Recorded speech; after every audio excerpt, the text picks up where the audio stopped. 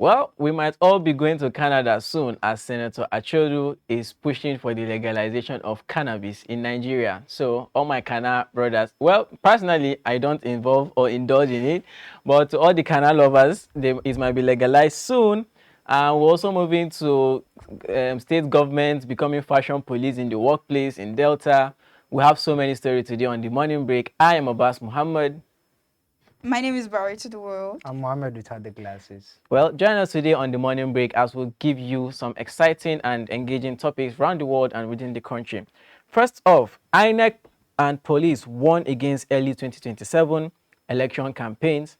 This is because the Electoral Act of 2022 stipulates that campaigns cannot be conducted until 150 days before elections. And presently, we've been seeing in Abuja, in different states, we're seeing campaign flyers left, right, and center. People campaigning on behalf of electoral candidates. People campaigning for the people they want, and even sometimes allegedly, these candidates are the ones sponsoring these campaign flyers on billboards and whatnot. And it's bringing up so many questions. The INEC is frustrated. They are not happy with this because this is violating the law. And also the Electoral Act does not strictly stipulate what the sanction for these campaigns are. And the police are also worried because, the problems that comes with these early campaigns. We see what happens during general election. There's a lot of security around the nation that is being beefed up. We push it up because there's a lot of unrest that could go on potentially. So starting these campaigns early could also bring about this unrest, and the police are worried also. And the police can only enforce the law that is stated already. And if the legislative have not made strict guidelines and stipulations and penalties for these early campaigns, the police cannot act as they are supposed to act because they cannot start tearing down all posters and whatnot.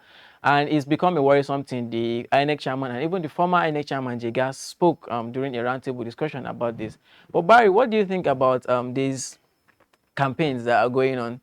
I think they're basically I don't know, it's about them playing around the law basically, because they are trying to stay on like we had this conversation earlier, and then they're trying to stay on the whole gray lines around it. They're saying okay, we're not campaigning, we're just what was that word that you used? Party promotion. Party promotion.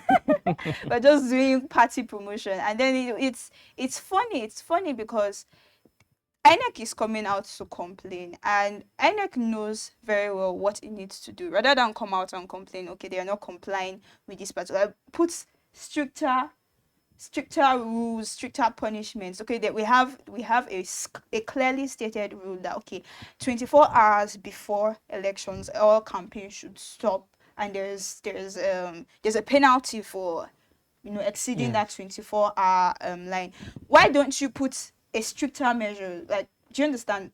Stipulate, okay, if you campaign before this, and then in any form, be it this so-called party promotion, be it this, be it that, it should be stipulated, because them working over the gray areas is because they are not clearly stated. True. They are not clearly entailed in the law, in our electoral law. So they rather than come out and complain and cry, they should push this to the house and say, okay, basically this is what needs to be done for a more balanced, level playing field for all parties in question. There is also spending limits from the same Electoral Act that give candidate spending limits for parties. Apparently, for a presidential election, a party cannot spend above 5 billion naira. For governorship election, 1 billion naira. For senatorial election, 100 million naira. House of Reps, 70 million. State House, 30 million. And area council chairmanship, 30 million also. And this is really good, because if we are going by these Electoral Act, these stipulations, candidates would definitely not contest before that 150-day timeline, because you will spend more than that. They pay for these ads. You are paid because the advertisement regulatory body is there. You don't just erect billboards out of thin air. No, you apply for the permit. There are agencies that do these adverts, so you pay them to put your posters out there. So if you are spending almost 2 years before the election, you can imagine you definitely exceed that amount, and it's supposed to come with a penalty. So like you mentioned, the INEC knows what to do, but then they have their own limitations. The constitution gives them a limit on their power. So with the legislative, we're hoping would look into this. But more, what do you think the legislation should have done by now? Because year by year, every general election was seeing repetitive crises going on. Shouldn't there be a change before then?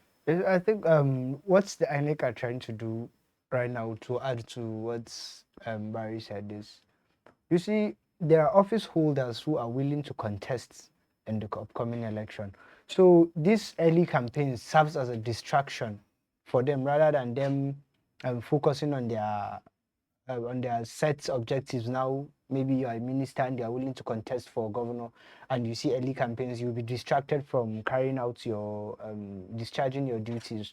So I think it's a good thing for INEC trying to stop early campaigns so they can focus more on on the duties that are given to them. But like I said earlier when we were having this discussion, I told you there's a thin line between party promotion and political campaign. Because like the new national People's Party, the NNPP, came out and said, they are not campaigning, rather they are promoting their party, just like what Barry said. And you see, in this case, even the present government is guilty of this crime, because when you go around the town of Abuja and Lagos, you'd see TINUBU's, I don't know, maybe he might not directly be involved, but I think he can caution people, since he's the chief executive of all the whole country, so he has the say, he knows what to do. You see his campaign posters, you'd see state governors self, like the one I saw in Jigawa. Governor was endorsing with kind posters all over, endorsing the president for a second term. So I think this is a good thing, but change should start from within. Since the present government, INEC should tackle the present government first before they extend the whole issue. Yeah, true. And also, there's also been complaints that some of these office holders, they are using their office to campaign when they are commissioning projects, Yes, when they are going branding for them. exactly. So it's a form of campaign, and these are, like you mentioned, these are gray areas that really should be looked into. Nigeria has gone far democratically, and we shouldn't be having this type of issues. Hopefully, the legislative will look into this, sit on it, and give us laws as early as possible. Before the next generations, we should be seeing changes and no repetition of things like this. And then moving on, the fashion police of Delta State has made a review on the dress code for public servants. Apparently, there has been a breakdown level by level. The higher level is you're supposed to be wearing suits. The ones of the lower levels are to wear a shirt and a tie with trouser. And I think for Fridays they have been restricted to wearing you can wear your native. Oh, yeah. And Yes. one would ask, what really is going on in Delta State that the major issues right now is dressing? Barry, what do you think? I think the Delta State governor has, so to speak, become a fashion police and fashion prefect, because now it's even beyond dressing. He says the hair color, the beards, don't put on lashes, don't put on nails, everything, and then they don't wear revealing clothes that show your cleavage. Your dress should not be below your knee, and then he actually has a picture in mind that they should look like and everything. So he wants to create a school uniform kind of setting for the workers. He has a particular dress code, and I actually wonder, really, how has their dressing really affected their work? Has there been any statistics? Has there been any finding or data analysis that has shown that dressing and work performance has ever correlated, that people who dress a certain way, it affects their work? And what basically we should be looking at is their work performance. If it came out and said, okay, this particular people who dress this way, they focus more on their dressing, they don't work efficiently, they don't work as hard, we'll understand where these particular policies are coming from. Say, don't wear a face cap, a papa's cap. Basically, he wasn't even specific. That's what basically beats He me. has something in mind already. Do you understand? Maybe he wants to conduct a fashion event in Delta State that we are not aware of, and it is only the working class that are going to be part of that particular fashion event, because he seems to have an idea of what they should. I think it's funny because there are so many other issues going on in Delta State, but this is basically the one that touches the governor's heart so much. This is a matter so dear to his heart, and he was like, you know what? change It is it. Yeah, top PTA priority. meeting. Don't wear this. Don't wear that. And then it's the relegation of our African attires. Look at us today. Look at Mohammed. Look at the other Mohammed. Look at me. See how beautiful we look on our African attires. And then you are relegating it to Fridays alone. We've been talking about the evaporation, and extinction of the African culture. And he is just further, establishing that particular narrative, because if we continue to relegate, well, at what point would they will say that we shouldn't wear our cultural attires at all? You've relegated it to Friday. Now, very soon we'll be hearing we should, and then it's a thing of pride. We look so beautiful now. It shows who we are. When we go outside, when we go abroad, it is a sense of identity. Before they even see that, okay, this person is from Nigeria. Sure. They see from your attire that this is an African. It's a true African. You represent Africa so much, and I think. Well, I'm really sorry, very, very. deep breath. Fashion is fashion.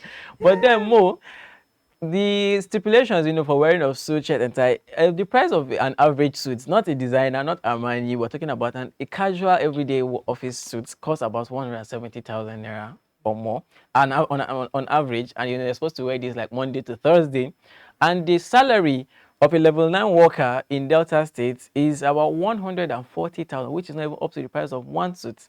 What do you think the governor has in mind? Is it that we are hoping to see an increase in their salary, there will be wardrobe allowance to allow them purchase? Because, you can go to the market and buy 2-3 yards of native, our own native attire. You go to the tailor, you're giving him 5,000 and he has sewn your native and you have worn it to work.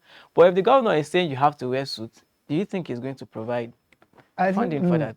My own advice to the governor is, if he has somebody he's witch hunting, at least he should have only one person in mind, not for him to use it and generalize. Because just like Barry said, dress code does not have anything to do with what's it called? Work performance. Work with performance. I might decide to wear a three-quarter and I might perform better than somebody wearing a suit. So for him to just wake up one morning in a state like Delta, where I think weeks ago, security personnel were chasing a Yahoo boy, they shot a lady, in a place like Delta that's having insecurity, in a place like Delta that's having flooding, it's having deficit in its infrastructure. That the governor, this is what you care about. I don't know, maybe he's planning to add the salary of a level 9 to maybe a millionaire, where the person can afford 5 suits that he four. He said only maybe the person 4 suits it's only 150. Probably if they are selling it for you at subsidized rate, Sure. 150, that it's costing you 600,000. For somebody that earns 140, it will take him how many months to raise up money for? Since you'd not come back from work by 5 and wash the suit and expect it to dry. So maybe, as you said, he's planning on adding salary. Then maybe that's when, but because you would not come and force something like this on people. Somebody you are paying 140 and you're expecting him to be wearing a suit of 170,000 4 times a week. Where's going to see the money to buy for when he's battling with accommodation, transport? So I think is it the lack of priorities? I think the governor should sit down, call his advisors, give them food. Probably they were hungry when they gave him that advice. So maybe if he gives them proper food, their brain will think well. And we hope they look into this. Office dress code and ethics is important. We do Very understand, important, to yeah. correct it. It's very important, you dress for the occasion, and we shouldn't restrict it. Even if we should not restrict it to a certain pattern. At the same time, we should also know that it's not too liberal. Yes, we should not, just because we have freedom to dress how we want to work, does not mean you're wearing a mini skirt to work, does not mean you're wearing your boxers to work. Yeah, you should dress like a civilized person, but then now bringing in certain strict stipulations, knowing that okay, this is how much you're paying your staff, and then you're bringing clothing that is above their budget, it doesn't make sense, and there are other pressing issues. So the state government should not be the ones focusing on this. Each office should have their No, he's not focused on our news. he's not focused on news and lashes. Well, let's hope we see better on that. And then moving on, Asia's Aluta on a different level. Aluta continua. Well, there has been a lot of protests within the week from Nepal. There's a youth uprising forcing the prime minister to resign, and this has been one of the worst cases of unrest in Nepal in decades. This is coming with different issues in the country, coming from levels like the politicians not doing what they are meant to do, seeing politicians, kids flaunting so much wealth when the country is suffering from a lot of poverty, a lot of infrastructure deficit and whatnot. The youth said no more. no more, no more, no more. And they burnt the parliament, they forced the prime minister, their actions made the prime minister to resign.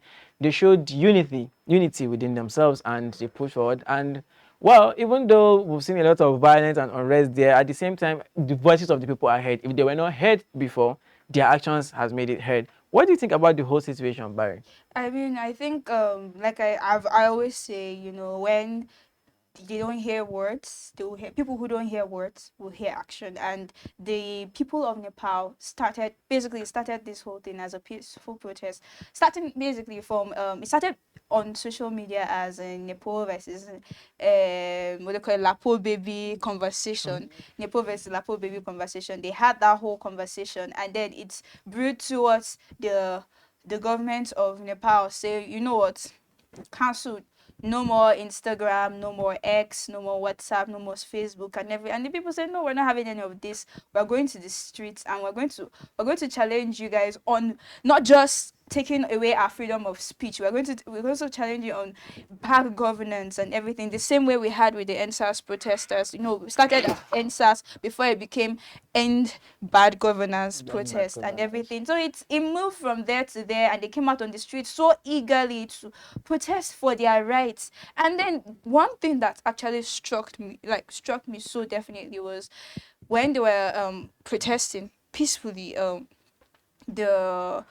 The military, the police opened fire. There was an order to open fire on the citizenry. So they opened fire, shot as many as possible. So many were injured, so many were dead, there were up to 30 in casualty from that shootout. And then what was the main thing was that they were not stopped, they were not deterred, they pushed on, and now they have their country in order. And they their officials, some of them had to fly away on choppers, some were flogged on the streets. It's basically those that do not want to hear the voice of the masses, they will hear action. And then it is targeted to our African leaders. We are seeing the voice of the masses. You're seeing they are not compromised. They are making stricter policies, making this read the room.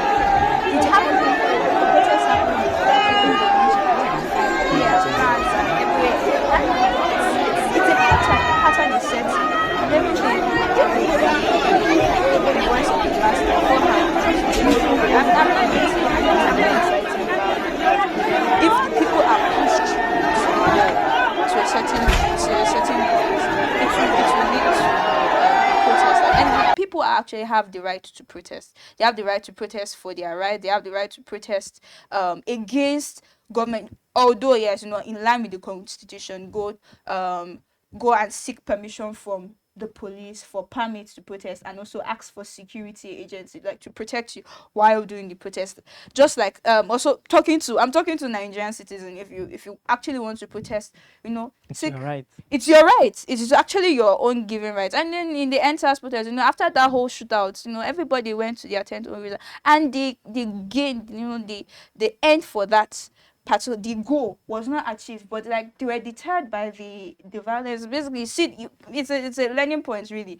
Nepal, the citizens of Nepal, the Gen Z, as they call them, the Gen Z of Nepal, they were not having it. We pushed till they got their outcome, and I just hope Nigerian youth are that resilient, to push to get their outcome as well. Sure. Further details like Barry mentioned, there was a ban on social media accounts, on social media, platforms like X, Twitter, Facebook, and apparently the citizens make money from these platforms. They actually work, online jobs. This is 2025. People can work from different countries using social media. So the youth were complaining that, okay, you are not doing anything to help us, and we are helping ourselves, and then the platform we are using to help ourselves, they are trying to shut it down. So they decided to protest, and even though the ban on social media was cancelled, immediately the protest began, the citizens were like, no more. You have touched, you touched the bull by the horn. You should be ready to face the consequences. That was their breaking point. Yeah, exactly. They went all out. So Mo, considering this, we've seen something similar in Nigeria in 2020, where there was a ban on just one social media platform, not all, on X, and the citizens were also triggered by this because behind the scenes, yes, there's a lot already going on in the country. So it usually takes one nudge, one push from the government for the people to say no more.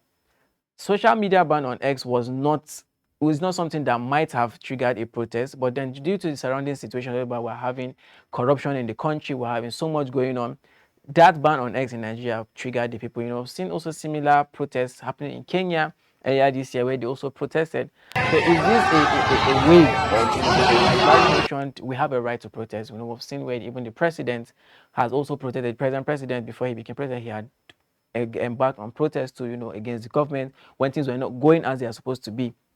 What do you think about, this wave of protests, youth taking power into their own hand? Yeah, what do you think about the whole protesting and how it turns out violent? Like I used to tell you, I usually tell you, and even yesterday I repeated, I said to you, corruption is a ticking time bomb. For you to come and be like for a politician to come and carry your money and these children would come and show affluence, it's a sign of disrespect. And not everybody collects disrespect. When you see people revolt, then they've been pushed to the wall. The people of Nepal were very, very angry to the extent they had to revolt. I think it was a peaceful protest at first. It was the use of live ammunition that triggered it. Sure. We've seen this happen in Nigeria during the NSAS protest when people came out and were protesting and some were shot. It's a breach of human rights. Everybody is entitled to protest as long as it's peaceful. And I think from what I gathered, during the protest, they had permits to protest. They had police permission. So why come and use a live ammunition? Are they trying to oppress? Are they trying to suppress the voice of the people? And what we saw in Nepal this week, it's a wake-up call for every corrupt government in the world. To this. There's no country that's immune. There's no government that's immune to protest and chaos. And this is a wake-up call for every government to do the right thing. Because when you push people to the wall, this is like in Nigeria, we would not want to have something like this because we see the kind of money now that will be injected to build these infrastructures that were damaged. We do not want to see this kind of thing. So I think for every government in the world, every corrupt government in the world, you should do the right thing before it turns out the other way that you would not want. Yeah, this is a true wake-up call, for all governments around the world to make sure your citizens are the first and the most important part of whatever you do. We have the legislative, these are the lawmakers. The lawmakers are representatives of the people. Whatever law they are bringing into power is what the people should want or want. And if they're putting that, the military, the police are supposed to enforce that, meaning they're representing the people because, even if they are armed forces, they are security personnel, they are also civilians of that country. Whatever the citizens are going through, I believe these armed personnel are also experiencing. I mean, taxpayers' money. Exactly, that is paid. So money is disrespectful. Like you mentioned, how at present the military were protecting. We see videos where the military were protecting some of these protesters, and they hailed them, they were praising them. But then they found out that it's for everybody, and then they realized that the corruption it affects everyone. It even affects them as well. They realize that it also affects them, so they actually had to support them. And then you see videos of the citizens, hailing these particular military officers, because of them supporting them. And then afterwards, the most shocking thing is that they joined hands together. The youth of Nepal joined hands together and started sweeping and rebuilding, cleaning the whole. I love to see that, and I like the whole unity. Just in addition, unlike what we saw, I think it's a country here in Africa, I'll not mention name though, where we saw people police protesting and for salary, for their pensions, and another set of police blocking them. So I think we all know what we are doing. We all know what we are doing. We do hope the people stay united. We don't let these peaceful protests get hijacked by unknown forces, so that it doesn't get violent. It should be peaceful. It should be clean. After the protest, you clean up after yourself. And we've seen similar things, during our 2020 protest, even though it was hijacked, by some hoodlums. We've seen situations whereby the military also protected those who were protesting. We've seen where police protected them. They gave them safe passage. Okay, to make sure that this is not hijacked by external forces, we should stick by this people, even though it did not end as beautifully as we would have loved to see. Exactly. We have seen protesters protesting. We've seen that, I believe, earlier this year when people were protesting against bad governance, and those protesting against bad governance were being protested against to stop protesting against bad. Heck It yeah. was a whole infinite circle. Sometimes you wonder whether people, I mean, their brains do not function or what. Yeah, Yeah. yeah. Well, moving on. You know when they say what goes up Must come down. must come down. Well, something is about to come down that went up earlier in Nigeria. The federal government has revoked the 5% telecom tax on voice and data services. You know, we've been crying that, okay, the government is not listening. We've seen a lot of tax coming in. We've seen a lot of tax impositions coming in next year. Right now, we're already paying. We remember the increase in data prices, in airtime prices. You know, the small data used to do 1,000, 2,000 before. Now you need about 10,000, 6,000 to do it. So it was crazy, you know, earlier this year. But now the federal government has revoked this tax, saying it has generated a little from it. It has generated a lot from it. Mo, what do you think about this revocal? You see, This retrieval? what I would say, it's a good initiative by the federal government. Maybe the people have complained and they've decided to listen. But where I have a problem with the federal government is, I think Nigeria's economic problem is past a tea table conversation where the federal government will just wake up one day and decide to push tax. They will try to push Trial and economic error. reforms, Yes. as if you are experimenting something with the people. Why is it that they do not think this whole thing through, or they just wake up, okay, come, let's have tea, we should add tax? Don't they think this thing through? Then you push something and pull it back. We've seen the same thing they did again with petroleum, where they pushed tax and now they said they are going to, they have withdrawn the tax. So is it that they do not sit down and think it through, or they just wake up and, okay, let's just But this suits experiment them. something? They've turned the whole country. I think they should sit down on reforms that affects people's pockets. Because for somebody before, maybe you were buying a data of 5,000, the same data is what you are going to buy for 10,000. And you're experimenting with people. I think the government needs to do better. Before they push this thing, they should think it through. They should discuss about it. How does this affect people? Is it necessary for this reform? Is it necessary? If it's not necessary, don't push it out. But you will not push something out after you are stressing people, even though it's a good thing for you to pull it back.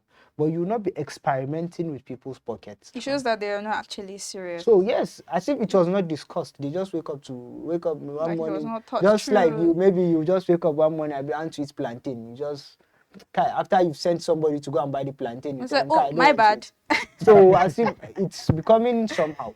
I think the government needs to do better on that. Well, you know, the National Orientation Agency made this known via their X, formerly Twitter page about this new development. Said it's aimed at, you know, easing financial strain on the citizens. Well, we will not always fault the government when they do wrong, but when they do right, sometimes we should also give them their flowers. Say, okay, thank you for considering us. You know, it's not every time we're saying the government is not listening to the people. Since they are taking this down, hopefully we'll see a reduction in price of data. Maybe MTN is going to give all of us free 10 gigabytes. You know, today is Friday. My We should eyes are stream on Netflix them, over the weekend. my eyes are on MTN because them. Well, this is, you know, a good news. This is a good news. And then moving on, Trump's ally, Charlie Kirk, was assassinated in Utah. This happened, I believe, yesterday, where he was giving a public speech. Like, you know, this is Charlie Kirk, who goes around the country speaking. He's like a public speaker, but then, you know, he does it in form of some sort of debate. You know, the American country is divided into, you know, the Republicans and the liberals. So he was a Republican. You know, he has supported Trump. He believes in the same ideals as Trump. He has certain principles he believes in, and, you know, he educates people around the country. He goes to universities, parks, and then he gives room for, you know, for people to speak with a mic. You know, he brings up a topic and then you can argue and debate. He tries to sensitize and teach people. Unfortunately, he was assassinated while giving a speech, while holding one of these lectures in Utah. And the suspect is hopefully going to be apprehended soon. And we've seen a picture. We've seen there's a lot, you know, going on in the whole thing. Barry, what's your take on that? I'm really appalled by what happened because it's violence. Yeah. It's sad. Basically, it's a sad day in America. It being that yesterday also was the 9/11, and at that particular point they were also, you know, it was also a sad day in America because America lost one of its nationals because he was a very proud American. He was a nationalist, basically. That's if there's any word for him. But what I really saw, like I was anytime I see certain things, I just try to draw certain notes because on the 10th of September, it was when he was gunned down during his speech and everything. And under 24 hours, the FBI has fished out the culprits. Like they had footage of the culprit. Basically, they don't have him, but they've already found out who the person is. They have the visuals of the person, and they've already put out a bounty on his head, $100,000 on his head. That whoever can get this, like the location of this person, will be rewarded with this amount. And it speaks to our own system in Nigeria. How many people have been abducted, or how many people have been victims of just recently we talked about that the Chinese national that was kidnapped, and 8 military personnel and paramilitary personnel gunned down and killed. But we don't even have, all we get to hear is we send forth our condolences, we sympathize. We are tired of them sympathizing. How about you act? Because the basic thing was that Trump talked about it. Immediately he talked about, sweeping, like going through, like straight to action. Really. And then we go out, we try to adopt certain things and here and there from other countries. We're trying to adopt Western measures. How about we adopt the whole swift action? The whole prosecutory thing is even a different Several federal sources can get them again before they even get prosecuted and everything. It's Nigeria has a lot to learn, and it's something that we need to look into as a country as a whole. And I sympathize with Charlie Kirk's family, his wife and kids. I really hope that they find peace and comfort during this trying time. And also sympathize with America too, because according to Donald Trump, they've lost one of their nationals. Yes, he's considered a patriot in America, and at the same time, whenever there is smoke, there's usually fire.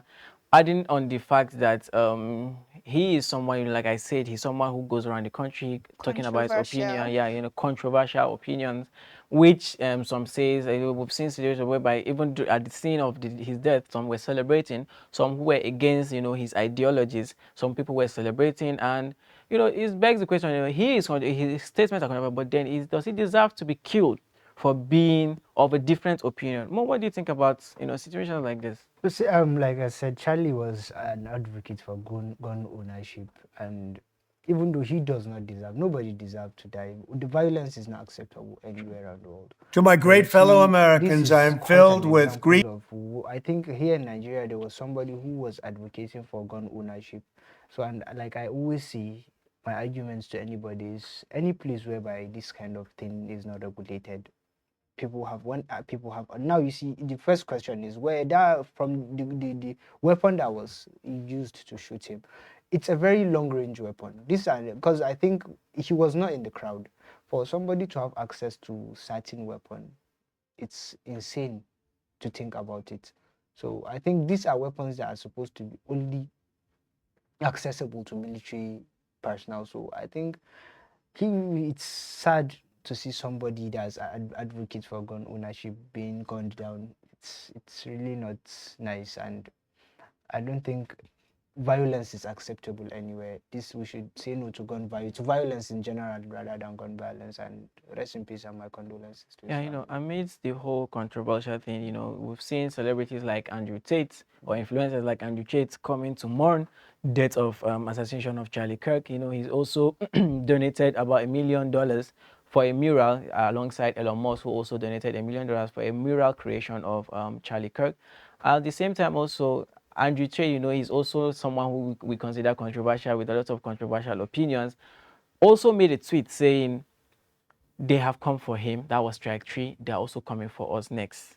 So this is not something. It's something that we're now considering to be a bit deeper than the shallow level. Yeah, just something of a sort of surface level. Like I mentioned, the Kirk is considered to be someone controversial with his ideology and statements. Ranging from abortion, saying abortion should not be going around to commenting on the Israel-Palestine war, commenting on saying, you know, blacks and their opinions and saying the black people were better as slaves. You know, these are your controversial opinions. This is what he believes in.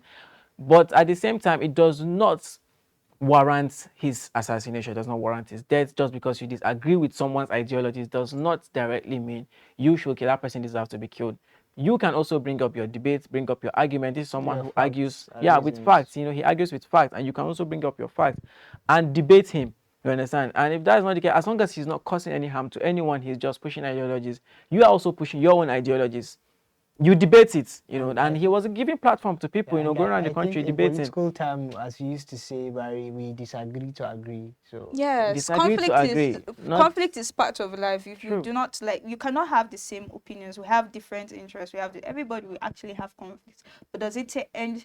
Does it deserve a life to be taken? If not anything, right now they have amplified his voice. Now he has become a martyr because they have martyred him because he has been killed. You know, speaking for what he stands for and everything. So if anything they have done right now, they have amplified his voice, they have made him a martyr. And the president of the United States of America, Donald Trump, is awarding him, you know, in posthumous with the Presidential Medal of Freedom. And it's basically to honor him at his death and everything. Being that as me, you don't agree with me and you are disagreeing on an issue does not mean that I'll kill you for having a different opinion. It's not enough reason for me to kill you. That means if me and you quarrel this day, I can just come out one go and that's it. He talked against he supported gun ownership and everything. Like I will always say, no device, nothing inherently is evil. Like basically nothing inherent is the user and the usage of that particular weapon is what makes it. Well, he was a giant of his generation, a champion of liberty. Evil or good? Well, this same guns that we're talking about, they are used to what they call it, protect the territorial integrity of the state. They are used for self-defense, you know, for self-protection and everything. But do you understand? And everything. So I feel like everybody can disagree in their opinions. Everybody has a right to a different opinion, but it does not warrant being killed. Difference in opinion does not warrant being killed. Take that from Barry. Now moving on to Kebbi State, where the health commissioner has been suspended amid the arrest of the journalists who exposed the hospital having dilapidated conditions, flooding, the lack of equipment and all. And there's an outcry on social media saying, why is the health commissioner suspended after the journalist who brought this to light was arrested? You know, going back to the video the journalist first made, he started by saying he was not going to fault the governor. He was going to start with the commissioner of health because, you know, this is why we have breakdown of power. The governor is not expected to do everything within that state. So the person in charge of that duty, why has he not done anything? The journalist said he was not going to fault the governor, although he said he would discuss about the governor's side too. But he started with the health commissioner and said, why have all these measures not been taken already, you know, the journalists are, you know, we say in journalism that journalists are considered the fourth realm of the state. You know, we have the judiciary, we have the executive. The journalists or the media, sorry, is called the fourth realm of the state. They also help in leadership, they help in governance. Perhaps this has not come to light of the governor, and that's why he has not enforced anything or any safety measures, you know, to correct that fault in his state. But he commissioned this to the health commissioner. You understand? And he's supposed to do something about it. So if he's bringing this to light, is he supposed to be arrested? Is he supposed to be rewarded for bringing this to light? What do you think, Barry? First, I will actually start with the issue of flooding in Nigeria, because every time we talk about it, it seems like something that comes up to us unawares. Like we're surprised. Every time it comes, it's like we're surprised. Oh, flood! It's the rainy season again, and we see flooding year after year after year after year. When are we going to actually learn lessons? When are we actually going to learn lessons? When are we actually going to put in the measures to avoid this flooding? It has become a rhetoric, and you see them going after capital projects, but are there proper drainage systems? Are there ways, you know, to divert this rain when they come and then when there's this flooding? Do you understand? These are the issues. Then before Yo, we what's go up? back What to to the health commissioner, and where the blame is, is shared across and everything. It's saddening that they you saw the people, patients, you are receiving medication and you are at risk of getting another illness there. It's deplorable. It was a very, very deplorable condition where this imagine you're going to a hospital and then there's flood. Do you know what flood water can cause? That same place that you're treating whatever sickness, you can catch malaria. That's another way for malaria. Do you understand? Treating Stagnant water malaria, around you. malaria. So it will be as if you are moving from frying pan to fire. Like it's sickening that this doesn't come to mind. And someone came, okay, I didn't mean, like you said, I didn't mean the government did not know. Okay, governor, see what is going on. How far? And then the best the governor could do was to what is with this government and silencing the press and silencing the people? Is it that they don't want to be? Because we're talking about, you came there to make our lives better. You came here to serve the people, and you came there and you've suddenly become a god. You no longer want to hear the cry of the people. You no longer want to know the plight of the people. Then what are you doing there? That's basically my question. What are you doing there? Well, hopefully the government listens, and we respect journalists more, and we praise them for bringing these kind of issues to the awareness of the leaders. We see better and we see a lot. And then moving on, going to the entertainment world, Africa's biggest streamer, I don't know where the stats are coming from, but then this is what he is called.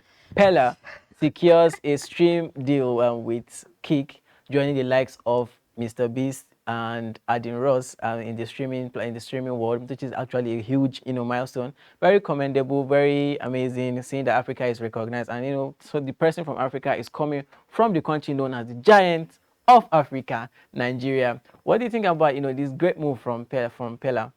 I think this is something we should all be happy for him, because even though some people might not be settled with his content. I don't want to like we might not be settled with his type of content, but this is a proof that Nigeria's entertainment industry is actually trying to do well. It's a budding industry. To the extent that we've seen Mr. Beast is the highest streamer in the world, I think. Yeah. So I think for you to be on the same level platform, playing field. That's something we should appreciate, and we should applaud. So you see, so for a person like Pella at his age, I think he's just in his early 20s, to have such an achievement is something commendable. And I think Nigerian streamers too can see that there are no limitations to this, because I think he comes from a background which everybody would not like to come from there, but he has beaten the odds. True. He has showed us that where you come from does not limit you from what you can do. So it's a very nice thing. I love how he has been able to push through. I mean, this deal is it bags him a deal for him to earn 50 to 500 million That's a huge amount of year. money. That's a lot of money, and this is not from a white collar job. This is from streaming platforms, from him creating a platform for himself, creating a streaming, as in creating a brand. Do you understand? From this streaming, but it's applaudable, because there be no white collar jobs. It calls other it inspires other Nigerians. There's not this, there's not that, there's not that. They're not giving you jobs. You can actually just sit down, be on your phone. If you have the use of your cell phone, rather than go and insult celebrities online, you can use it and make money, because other people are making money from it. Why can't you? Yeah, just like in addition to what you said, Barry, you see, I think Nigerians need to tap into other sectors, yes. so agriculture, entertainment, because I think I've seen upcoming ideas. An artist is it on TikTok, Zik, I think it's ZEYK. The guy I was impressed. I think even to the extent that I saw him being co-signed by Odumodu Black. Yeah, I think Nigerians need to tap. I've seen a lot of streaming artists. We've seen now one that is emerging again, Kataife, but we've seen how Nigerians are prospering in the skit industry, people like Sabinos. So I think Nigerians need to expand more, rather than everybody depending on white collar jobs. I think these are things we should look forward to see more of. Well, congratulations to Pella. Congratulations to Nigeria in general and Africa in general for joining the top streamers league and having an ambassador from here. And moving on, Mikel Obi says that the entire NFF board should be sacked if Nigeria does not qualify for the World Cup. You know, in the spirit of the World Cup qualifiers, Nigeria was in high hopes of making it to the top, qualifying for the World Cup in 2026.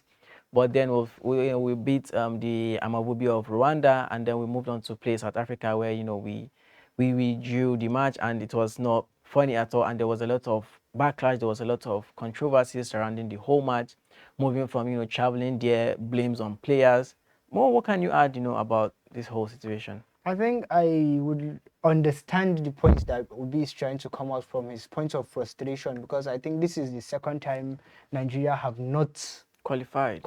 Nigeria, a whole Nigeria, a giant of Africa. We are like the mother of Africa at ball. We have seen other countries qualify, but this is where I think we're having, I'll call it a mini crisis within the sports sector, because I think coming through, I came through a post of an official handle criticizing Nigerian players, two of Nigerian players. That's totally wrong. And I think I understand his own point of frustration, because he feels like the government, the NFF can do better. If these people that are there are not competent enough, then let's try another people. Because there were people there before them, and there will be people there after them. So for Nigeria not to be able to qualify, he feels like, okay, the whole board is incompetent. So, yes, because and he's a former captain. He was a former captain. So I think you understand him better. If it was somebody, but he understands the pain, because maybe he might be seeing of how they did better during their time, and from instead of raising the standards, we're lowering the standards. So his frustration, I understand well, and I think I would support OBA, because I think there are a lot of people. When you cannot do it, then we'll try another. When the left hand cannot do it, you try the right hand. True. And then we were not, like I said, we're not understaffed in terms of talent, because we see our players play outside. We see them play for clubs, because he could see definitely that it was not the fault of the players, it's the management. And then he said that if this whole mismanagement of players should stop, if the issue is management, they should change these guys. They need to go, because at the end of the day, it's like the same way clubs change their their coaches and everything. They should also do that. And I actually agree with him as well. Well, moving on, from the world of football, well, we're moving to Canada, but in this place, not the country Canada, but what is known as should I call my dealer? Canadian. Your dealer? Should I call my dealer? Oh, no, my dealer. not in that my context. dealer. Give me visa, I want to enter Canada. Yes. Well, a non-serving senator of the Labour Party, in the name of a former senator, saying Achonu is saying Nigeria is missing out on $100 billion cannabis market, saying he's pushing for the legalization of cannabis. We will not call it the local street terms, we'll leave it in its professional terms of cannabis. Sativa. Cannabis sativa, yeah, exactly. It's called Igbo. Well, I don't think he's pushing for the legalization of Igbo rather than of cannabis. Yes, there are processes and procedures. He's saying that there's $100 billion market for cannabis. We've seen how the United States fought against cannabis for a long time, and they later, embraced it, but then with stipulations and guidelines, just the same way, we've had cigarettes that is being sold, like pack of gums in the streets, but then on the box there's a stipulation saying smokers are liable to die, with a visual image. Even if you can't read, you're an illiterate, there's an image of a healthy lung and that of a smoker, so you know what you are purchasing exactly. And cannabis it differs in a little way, saying it's used for several other things. Cannabis in little amount is being used in drugs. Yeah, exactly. It's being used in drugs. It's being used in other places. And even in Africa here, there are countries where we have that have actually legalized cannabis. And there's a lot Nigeria could gain from it. There's a lot of potential, I believe he's saying. What do you think of the senators? What does it think? Well, there is the moral side to it, but I'm actually coming from the whole general standpoint, and I feel, and like the health standpoint, I feel like he should, and then also this financial standpoint, because we are missing out on a lot. like money-wise. We're missing out, and we're talking about generating wealth. We're talking about raising revenue. This is another way again to generate revenue from, because we've legalized cigarettes, and it has nicotine. It's more dangerous, and then we have that in the public space, and we can just casually write smokers are liable to die young. Why don't we legalize this as well and cash in on the what do you call it, financial benefits as well? We're missing out on it if it is. And then in our health sector, There's a lot to do with cannabis. you understand? And There's a in lot. our health, and then this ban on, basically the ban on this particular product is leading to the inflation of this product, because this particular product is used in developing drugs, just like he says, used in developing drugs. So if it is expensive to make drugs before, it would be cheaper because it's easily accessible. It's homegrown. I heard that a state in Nigeria is still home for what was that state again? I can't recall what. I think it's Ocean or Yeah. and then It has a large farm for it, so we can cash in on it. And if we have the fertile soil, if we have the fertile ground to actually locally produce it, then we should run after it. I mean, well, that is a lot. Yeah, That is a lot. I don't want to say so much, but then okay. They say in addition to by Senator Achonu actually wants us to look at it from the positive side. Even though in everything you must have the bad apple. Exactly. But already the NDLA are already trying, but it's already out in the market. So rather than trying to forcefully, we've seen the United States, I think they had more chronic case of this, but at the end of the day, they tend to look at the good side of it rather than the only negative side. So you see, there's a multi-billion-dollar market for it. Rather than you trying to compete, how about you tap into that market? We're living in a country where we collect loans and we don't have enough revenue areas to generate revenue and pay these loans. So I think this is something we should also explore. I think cannabis is used for medicine, that to the extent that I even heard there's a medicine it's used to develop that helps against cancer, pain relief, things like that. So the government should, rather than always trying to tackle it, they should look at it from a better perspective. But they should look at the good. If the good outweighs the bad, because cigarette is more dangerous than this. But nicotine. That's shisha, it's better. deadly. It's worse than this, but it's all over. And you will have few cases of somebody smokes, and mostly the cases of here is drunk people. And we know as long as you're 18, you can go to a place and buy beer. Beer is accessible to people, where it even do more harm than this. The accidents that happen on the road because barely of drunk hear driving. somebody smokes, and but you hear he was drunk and he had accident. So federal government should do better, and I think you should get me a dealer if it's all. Because I not to smoke it, rather to use it for hair growth. Well, if it is ever legalized, it is going to be going directly to those who will make use of it. That is, if it is for drugs, pharmaceutical exactly. companies. If it is going to be exported to countries where it is allowed to be smoked, if it is for hair products, because it is used for hair, whatever it is used for, it is going to be regulated. That's what comes with the legalization.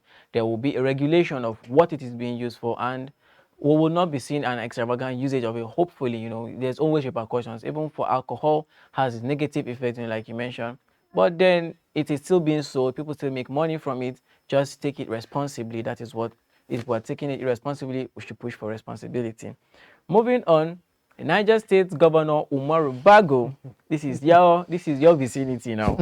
Mo.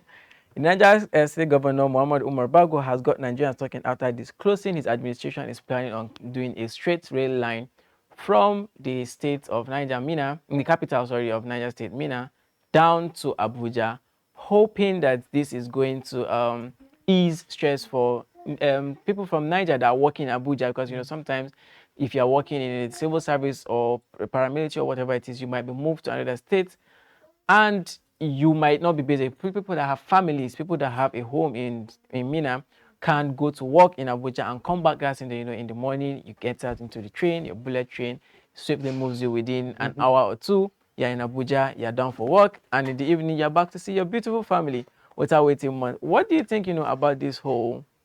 Let's start with Mama. It's the state, so it's your governor. So let's hear from you. I think, Mohammed, in his words, I quote, Abuja is congested, and I plan to decongest it. You see, ideally, I would say, yeah, houses in Abuja are somehow expensive. True. You see a house going for over 100 million, and how many people, civil servants can afford? So his plan, he said, is okay. Houses in Abuja, he will get houses in Mina that are cheap. Then if you are working in Abuja, you can get a house. Abuja, Mina would serve as an alternative for Abuja. So True. you'd get a house in Mina, then you'd just be going to Abuja for work and coming back the same day. But this is coming from a governor whereby he have, we've had a lot of audio projects that, no offense, I would call it, because there's no proof. What there's no proof is audio. We've had a lot of audio projects. It's a good thing he's trying to do. If my only problem is, are they going to do it? This is another, the way they will say it in politics, propaganda. Because I think I saw, months ago, I saw a post, a video of the governor where he visited NYC camp and he promised them 5 billion to build a new NYC camp. Up to today, we've not seen that. In the states that the governor said they have generated 600 billion in 2024. So my problem is this another propaganda, or is it true they're going to do it? If it's going to do it, honestly, it's a good initiative. But if this is another propaganda of, how our, not to be biased, but how our politicians, there's audio projects and there's real life projects. So it's true, if this is going to be a real project, then good and fine. But if this is not, me and him, he's my governor, so we would have man-to-man, we have man-to-man, because I would have a problem with him. Well, Barry, this is beautiful. Like Mo mentioned, let's give it a balanced summary. Like he mentioned, there's a lot of projects ongoing in Niger State, from roads, other infrastructures to now a rail line. And one of the worries I believe that's coming from Mo is that some of these projects might not get completed given the time frame of his tenure. It's just 4 years. Hopefully, if he gets another 4 years, but then how much can be completed within 8 years? Sometimes it's not about the funding. It might be funded, but then these projects actually take time. From, let's go back. I'm not an engineer, but I believe some of these things take time to construct. You can't speed it up just because of the money being there. Yeah, So like before, we have seen the type of Kano to Nigeria that it's been in process since the time of late President Buhari. Up to now, it's not done. Well, I think it's a good initiative. I believe his mind is set at the right place. He's looking after the people of Mina, and I believe if this project is completed, they would celebrate. Everybody would benefit, and I think it's part of the issues that probably they are facing that got to him. So hopefully he keeps the plan down, even if he does not complete it. The next governor does. I think we should be focusing more on creating ideas and plans that will benefit the society, the community and society and the citizens of that state and the nation. But we should just make it more strict that whoever is coming next, whether it's from the same party, from an opposing party, they will fulfill those projects. Yes, it's understandable. Yeah, the manifestos might change, but some of these things that affect the citizen directly should maintain continuity, like you mentioned, Barry. And our final story for today, still talking about infrastructures, buildings, and funding, and incomplete projects, like we mentioned. The federal government has approved 3.8 trillion for mainland bridge repairs, sparking a lot of controversies. I need a hearing aid, because I don't think the figures I'm hearing might. Well, maybe I need a hearing aid. I don't think I'm. This is actually a reviewed budget for it.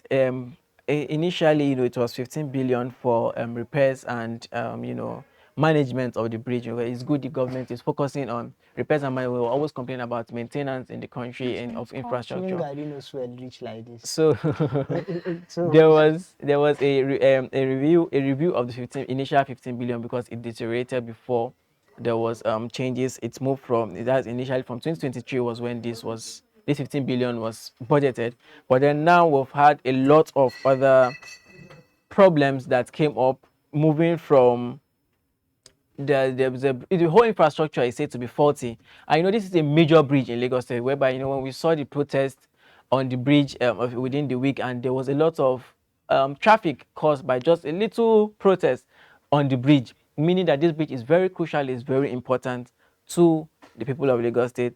And then now it has moved to 3.8 trillion. Hopefully we will see. What do you think, Will, about that sudden surge? Because it's talking about a possible. It's not just about repairs now. Initially 15 billion was stipulated for repairs, but now we're talking about a possible reconstruction of the whole bridge with 3.8 trillion. If I understand you, well, we're moving from a 15 billion naira project to 3.8 trillion. I don't think there's a gari that can swell up like this because it's actually unrealistic. We spoke about inflation. We spoke about inflation of contract prices, which you hear last week. I think the government needs to review this. 3.8 trillion is a whole lot of money. True. There was a time, I'm pretty sure in Nigeria, our budget was not up to that, a whole country's budget, but 3.8 billion. It's actually unrealistic to the normal. There are people, for somebody that have never seen 1 million, for you to tell him that amount of money, he would even ask you, it's not true. There's no such amount of money in the world. But 3.8 trillion. I mean, I don't know. I will beg to differ with you on this because they went from talking about repairs to reconstruction. Because so if you're talking about repairing a phone, it will cost far less than reconstruction from the start from scratch. But and what is the everything. cost of building such bridge? I mean, it's the longest bridge in West Africa. So it spans lots of kilometers and everything. So I feel like it's a capital project and it's also capital intensive. So basically, I'm actually for the road basically because a lot of lives pass through that bridge.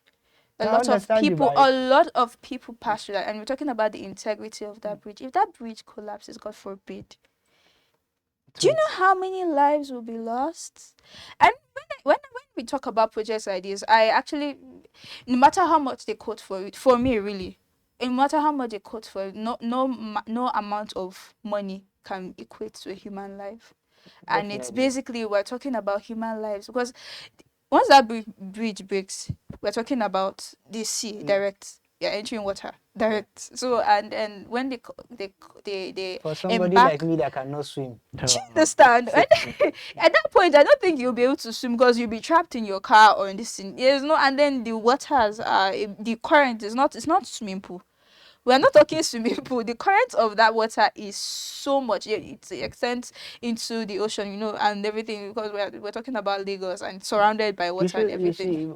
No, but basically, do you understand? It's the dangers of not actually doing this. So I understand with the government. It's a good effort. We've been talking about, it's not sustainable. What do you call it?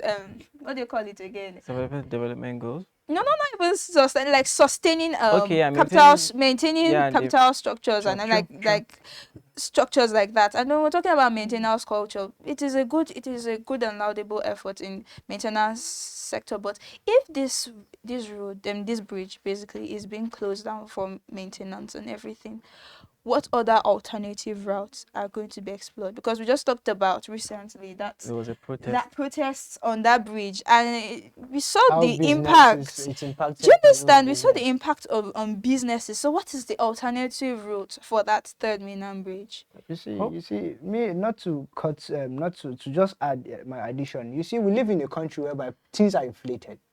I understand where Barry is trying to come from. Yeah, it's a good project and it's a necessary project. Because that's the way that people follow. It's a bridge that connects a lot of lives together and businesses. So, but I think the project, I would advise we should be patriotic. Let's not use this project as a method of gaining. Because we've seen we had a case of budget funding for budget padding. So I think for 3.8 trillion, come on, let's not use this as an advantage to loot money. We should be patriotic. This is going to be broken down. And the funny thing, after giving that amount of money, the federal government should make sure it's a good work that's there, because this is a bridge, like you said, that connects a lot of lives. If that bridge collapses, we've seen how the project will be carried out. 6 months, the project is already peeling from the wall. We've seen it. So to the extent that we're even seeing the old projects done 20 years ago, the structures are better than the ones being done now. True. So we'll not give that amount of money for us to come back to this issue. Well, we do hope we see, an alternative. We do hope they stick to it. There's a breakdown. It's not just the government carrying this whole thing. The company that will also be handed the contract and all. would have to be, up to standard and all. And also just to round it up with what Barry said about the alternative that is going to be formed if that bridge is shut down for reconstruction, perhaps we could see an importation of boats, enough of cars. Lagos is an island. Maybe we'll start having people selling their cars, buying boats, getting to cross Jet that bridge. ski. Jet skis, getting to work instead of a power bike, you're on a jet maybe I ski. might relocate to Lagos when that happens. Instead of a power bike, you're getting a jet ski. Instead of a Toyota, you're getting a boat and whatnot and whatnot. Who knows? It might be a beautiful experience for the people. Glad this is something the government should also explore until the bridge is completed. Let's not keep people stranded. And hopefully, the government, kudos to the government for considering this, and we'll see something better. This has been all our stories on the morning break on Breaking Times today. We are moving from INEC to cannabis and whatnot and whatnot. I remain Abbas Muhammad. I remember it to the world. And now Mohammed retired the glasses. See you next time.